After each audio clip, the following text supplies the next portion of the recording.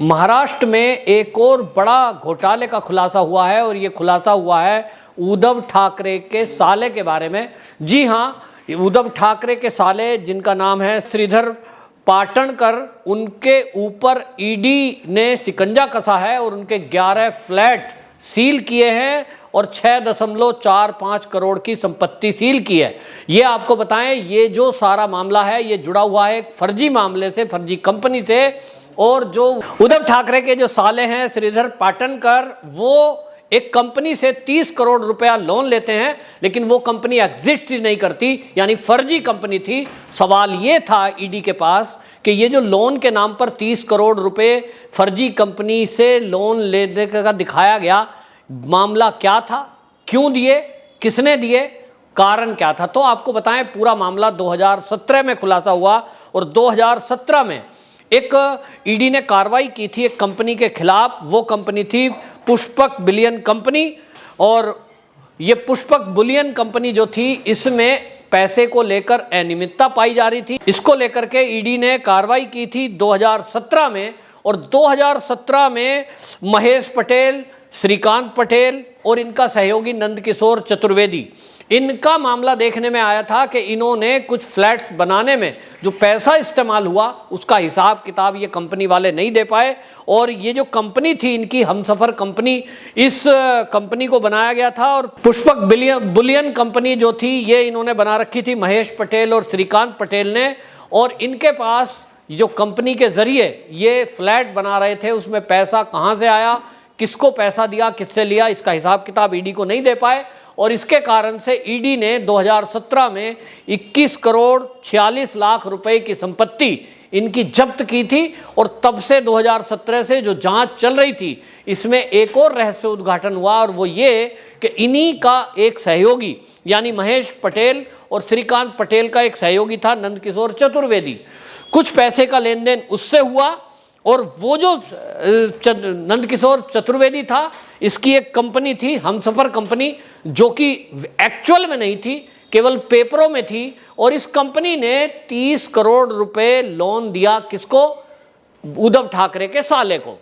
अब सवाल ये उठ रहा था कि उद्धव ठाकरे के साले जो श्रीधर हैं, उनको 30 करोड़ रुपए कोई ऐसा व्यक्ति जो खुद ईडी के शिकंजे में फंसा हुआ है, वो क्यों देगा। ये 30 करोड़ रुपए उसने किस लिए दिए?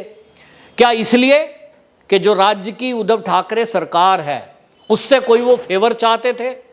ये जांच करने के लिए ही ईडी ने बड़ी कार्रवाई की है। 11 फ्लैट उद्धव ठाकरे के साले श्रीधर के ये सील किए हैं।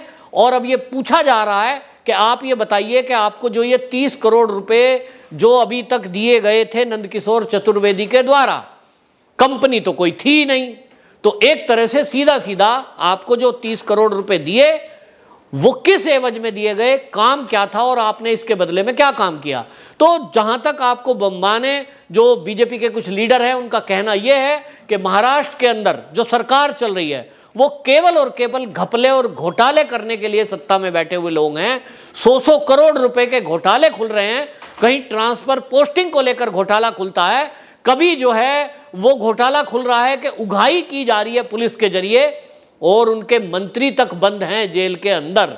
ईडी कार्रवाई करती है तो पूरा सरकार का अमला खड़ा हो जाता है ईडी के विरुद्ध। संजय राउत जैसे लोग बयानबाजी करने लगते हैं और कहते हैं केंद्र सरकार हमें डरा रही है, केंद्र सरकार हमारी सरकार को बदनाम करना चाहती है। सवाल यह है कि संजय राउत जी, इस मामले को लेकर प्रधानमंत्री जी ने भी बगैर नाम लिए बीजेपी के कार्यकर्ताओं को संबोधित करते हुए कहा था भाजपा कार्यालय दिल्ली में कि अगर ईडी, केंद्रीय एजेंसी, भ्रष्टाचारियों के ऊपर कार्रवाई करती है तो यह सरकार की बदनामी कैसे हुई। इसी में अब आप देखिए कि जब 100 करोड़ रुपए के घोटाले खुल रहे हैं तो अब नाम उद्धव ठाकरे तक आ गया है, क्योंकि उद्धव ठाकरे के साले को कोई व्यक्ति 30 करोड़ रुपए क्यों देगा। इसका मतलब यह है कि साले के जरिए भी कुछ कंपनियों को फायदा पहुंचाने में उद्धव ठाकरे सरकार लगी है। अब यह आरोप है, लेकिन इस आरोप की जांच ईडी करेगी, और अब ईडी इस एंगल को देखेगी कि हमसफर कंपनी ने जो ये कर्ज दिया है, जो कंपनी खुद में एग्जिस्ट नहीं करती, वो उसका जो मालिक है नंदकिशोर चतुर्वेदी, वो खुद ईडी ने उसके ऊपर कार्रवाई की है और महेश पटेल और श्रीकांत पटेल की जो कंपनी है पुष्पक बुलियन कंपनी, इसमें अनियमितता पाई गई, उनके ऊपर कार्रवाई 2017 में की गई। तो उसी से जुड़ा हुआ एक व्यक्ति अगर कहीं 30 करोड़ रुपए दे रहा है, ये इस तरह का पहला मामला नहीं है। हमने देखा कि इसी तरह जो संजय राउत हैं, उनकी पत्नी को 55 लाख रुपए किसी ने लोन दिया और फिर वो पता लगा कि वो जो है लोन दिया था, फिर वो लोन जो है उन्होंने चुकता कर दिया। आखिरकार ये खेल क्या चल रहा है? नेताओं की पत्नी वो कोई उनको लोन दे देता है, नेताओं के साले को कोई लोन दे देता है, नेताओं के किसी रिश्तेदार को कोई ऐसे ही पैसे उधार दे देता है, वो भी करोड़ों में, वो भी लाखों में, और बगैर ब्याज के फिर वो वापस लौटा देते हैं। ये खेल असल में चल ये रहा है महाराष्ट्र के अंदर कि कोई प्रॉपर्टी हो और उस प्रॉपर्टी को खरीदने के लिए नेताओं के पास पैसे तो नहीं है, दिखाएंगे तो पकड़े जाएंगे क्योंकि उनके खिलाफ जांच होगी। तो पत्नी, भाई, भतीजा, साला, बहनोई, इनके जरिए वो क्या करते हैं कि जो इन्वेस्टर, जो कंपनी के और चलाने वाले इन्वेस्टर हैं, उनके जरिए ये मदद लेते हैं, पैसा लेते हैं और फिर कोई प्रॉपर्टी को खरीद लिया, उस प्रॉपर्टी को सस्ते दाम में खरीदा, फिर वो ऊंचे दाम में बेचा और वो जो डिफरेंस है पैसे का, जो लाभ है, वो अपनी जेब में रखा। ये हो गया 2 नंबर का 1 नंबर। जैसे पहले देखने में आया, अब नवाब मलिक जी की अगर बात करें, नवाब मलिक को ईडी ने जो पकड़ा है, मामला क्या है? 3 करोड़ की प्रॉपर्टी 20 लाख में उन्होंने खरीदी। अब 3 करोड़ की प्रॉपर्टी 20 लाख में कोई देगा, क्यों अपना नुकसान कराएगा? उसकी एवज में कुछ फायदा लेगा। 3 करोड़ की प्रॉपर्टी को 20 लाख में लेकर अगर वो अगले ही दिन बेच देते हैं तो उन्होंने 3 करोड़ लगभग कमाई हो गई उनकी। लेकिन उस प्रॉपर्टी को यदि वो 1, 2, 3 साल रखते हैं तो वो 3 करोड़ की प्रॉपर्टी आज के समय में वो 300 करोड़ की हो गई है। यानी एक तरह से कहें तो इनडायरेक्टली नवाब मलिक जी ने 300 करोड़ रुपए कमाए। जिसके जरिए कमाए वो कुछ तो फायदा कमाएगा, कुछ तो काम करवाएगा, और यही है घपले की असली जड़।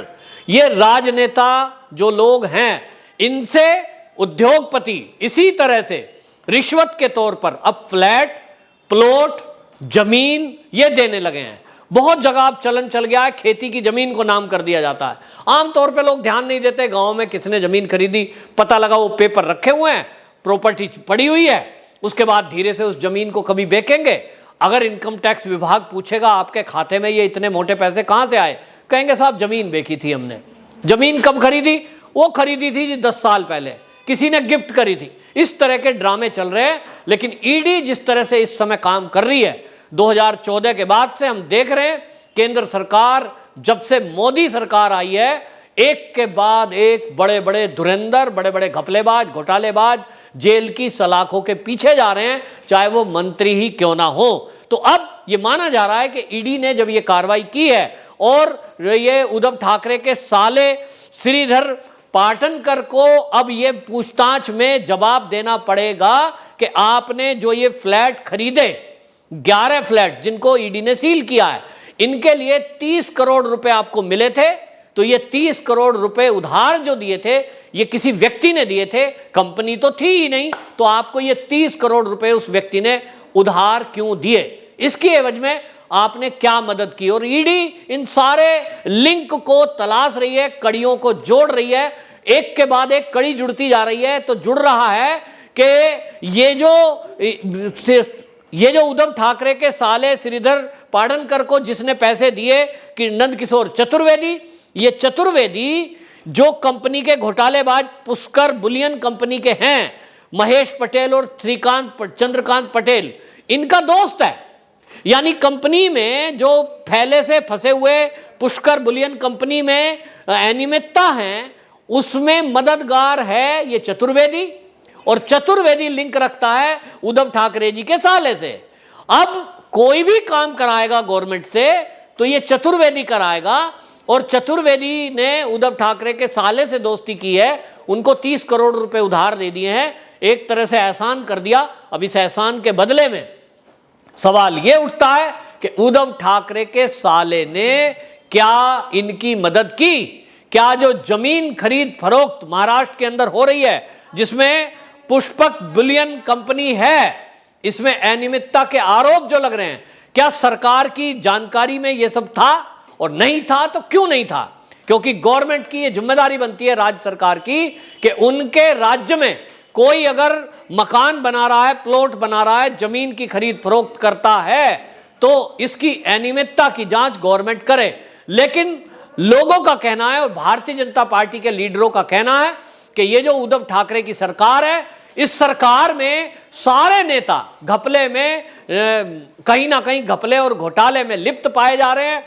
चाहे वो उद्धव ठाकरे के परिवार के लोग हों, चाहे वो संजय राउत के परिवार के लोग हों, कहीं ना कहीं इस तरह की जमीनों के घोटाले हो रहे हैं। अब ये सरकार में उद्धव ठाकरे को इस्तीफा देना चाहिए, क्योंकि इतने घपले घोटाले खुल गए हैं, एक के बाद एक, करोड़ों रुपए के। सरकार पर सवाल है, आखिरकार सरकार जनता की सेवा के नाम पर ये उगाही का काम कर रही है, पैसे जनता की गाड़ी कमाई के लूट का काम कर रही है।